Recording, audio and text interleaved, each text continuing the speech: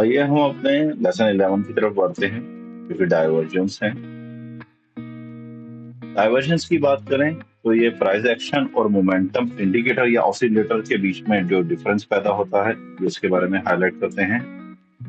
यह हमें पोटेंशियली ये बताते हैं कि हमारा ट्रेंड वीक कब पड़ रहा है और पॉसिबिलिटी ऑफ रिवर्सल के चांसेस क्या हैं। डाइवर्जेंस को स्पॉट करने के लिए जो सबसे फेमस इंडिकेटर की अगर हम बात करें तो वो MACD है, मूविंग एवरेज कन्वर्जन डाइवर्जेंस। जैसे कि हमें पता है कि MACD एक ट्रेंड फॉलोइंग इंडिकेटर है, बट ये एक ऑसिलेटर की तरह भी फंक्शन करता है। और ऑसिलेटर में जो इसकी वैल्यूज होती हैं प्लस या माइनस जीरो के अराउंड लेवल्स पे रोटेट करती हैं। और कुछ और ऑसिलेटर्स की बात करें जो डाइवर्जन आइडेंटिफाई करने के लिए हेल्प करती हैं, RSI relative strength index, CCI commodity channel index and stochastic oscillator. Stochastic oscillator बाकी इंडिकेटर से काफी फास्ट होता है। और ये जो टूल्स हैं, अगर हम अपने प्राइस एक्शन के साथ कंपेयर करें, अलाइन करें, तो हमें ट्रेंड के एग्जॉस्ट होने की या ट्रेंड रिवर्सल होने की वार्निंग्स काफी जल्दी मिल जाती है। How to trade divergence. Divergence एक one of the profitable technique है अगर हम इसे सही तरीके से यूज करें। हम इसको ट्रेंड लाइन और सपोर्ट एंड रेजिस्टेंस के साथ कंबाइन करके यूज करें तो भी हमारे लिए प्रॉफिटेबल है। और अगर हम अकेले डाइवर्जेंस को भी ट्रेड करें तो भी एक प्रॉफिटेबल सिस्टम बनता है। आप सोच रहे होंगे कि मैंने ये बिगिनर क्लास में क्यों नहीं बताया। बड़ी सिंपल ये इसकी बात है कि बिगिनर क्लास में क्या होता है कि लोग बहुत जल्दी अटैच हो जाते हैं इंडिकेटर्स को और वो उनकी स्ट्रेंथ को, उनकी वीकनेस को नहीं समझ सकते। तो थोड़ा सा प्राइस एक्शन समझना पहले जरूरी है। मार्केट रिएक्ट कैसे करता है, डाइवर्जेंस कब और क्यों और कहाँ देखने चाहिए, ये सबसे इम्पोर्टेंट बात है। किसी भी मार्केट में डाइवर्जेंस को मेन सिग्नल कभी नहीं मानना चाहिए। उसे एक कंफर्मेशन टूल की तरह ही लेके चलना चाहिए। ये आपको अर्ली स्पॉट करता है ट्रेंड रिवर्सल्स के लिए, पर हम हमारे जैसे कंफर्मेशंस के लिए हमारे पास और भी बहुत सारे रिवर्सल टूल हैं, जैसे ट्रेंड लाइन हो गया, सपोर्ट एंड रेजिस्टेंस हो गया, कैंडलस्टिक्स पैटर्न हो गए।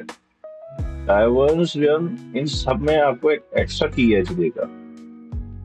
तो मैं हमेशा यही कहूंगा आपको कि आप कभी भी इंडिकेटर को फर्स्ट प्रायोरिटी ना दें।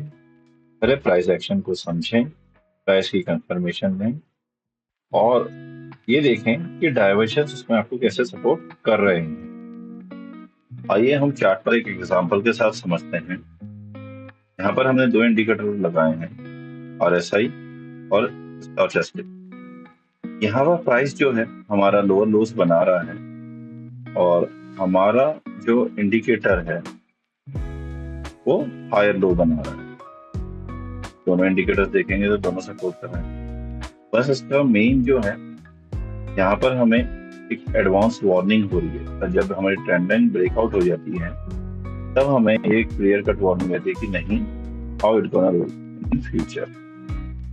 ये 1 2 3 4 रिवर्सल का एडवांस इंडिकेशन रहता है हमारा। जैसा कि आप यहाँ पर देखेंगे, हमने एक वाइट ट्रेंड लाइन ड्रॉ की हुई है अप स्लिपिंग में। यहाँ पे ट्रेंड लाइन ब्रेकआउट हुई है और ट्रेंड लाइन के अंदर वापस आ गया है मार्केट। तो यहाँ पर हमारा 1 2 3 4 रिवर्सल एक्टिवेट नहीं हुआ है। और सेकंड, आप देखेंगे ऑसिलेटर्स में स्ट्रेंथ नहीं थी।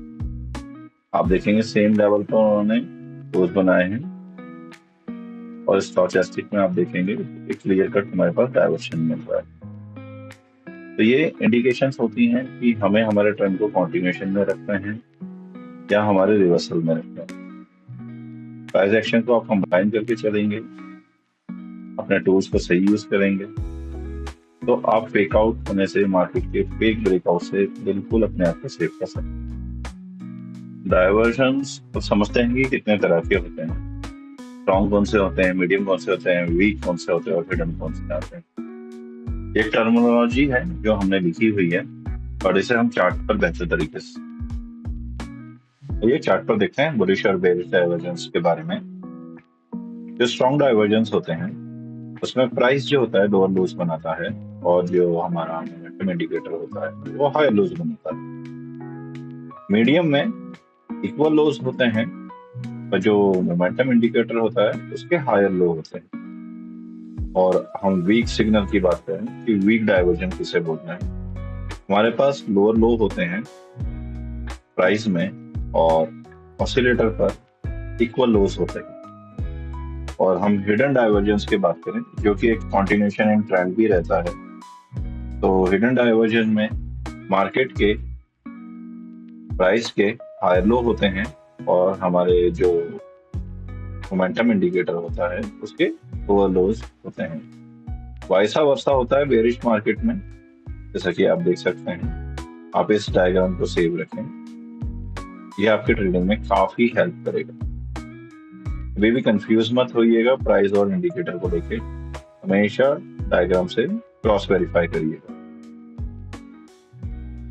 थैंक यू ट्रेडर्स हमारे साथ बने रहने के लिए। इस ट्रेडिंग जर्नी में बी काउंट आपके साथ है। Stay tune, stay healthy, keep trading.